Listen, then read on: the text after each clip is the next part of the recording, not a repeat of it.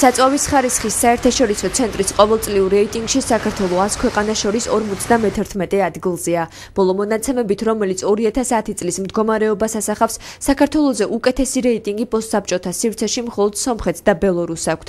პოსტსაბჭოთა სივრცეში თქვა ჩვენ სომხეთი ბჯობია, მოლდოვეთი ბჯობია და რაღაცა ქვეყნები, აი მას არ ვეთანხმები, თორემ ევროკავშირის ქვეყნები და თქვა ეს ქვეყნები შეერთებულ შტატებში, იაპონიაში, კანადაში და ამ ქვეყნებში ჩვენზე უკეთესი ხარისხის საწვავი ამაზე არ ვკამათობ. ნავთობიმპორტიორთა კავშირში კვლევას ეჭვის თვალით უყურებენ. საქართველოს განვითარებულ ქვეყნებთან შედარებას კი არა მიზანშეწონილად მიიჩნევენ. მიუხედავად იმისა, რომ საქართველოში მოხმარებული დიზელის 25-30% ევროპიდან შემოდის, ხოლო დანარჩენი აზერბაიჯანიდან. ხარისხის დადგენისას საერთაშორისო ცენტრისთვის მთავარი გამსაზღვრელი დიზელში გოგირდის შემცველობა იყო, რომელიც არა მხოლოდ ზრდის გარემოში მავნე გამონაბოლქვს, არამედ თავად ავტომობილსაც აზიანებს. ქართველი მძღოლები დიზელის ხარისხს მის მაღალ ფასთან მიმართებაში აფასებენ. ხარისხი თითქმის ყველა მის ერთში და იგივეა, მაგრამ განსხვავებული ფასები აქვს, მაგრამ საწვავი ერთ პერიოდში ჩვენც ვიყავით მაგ სისტემაში, თითქმის ერთში და იგივეა ყველა. ვიგებთ საერთოდ რამეს, ვინ არის პატრონი მაგის?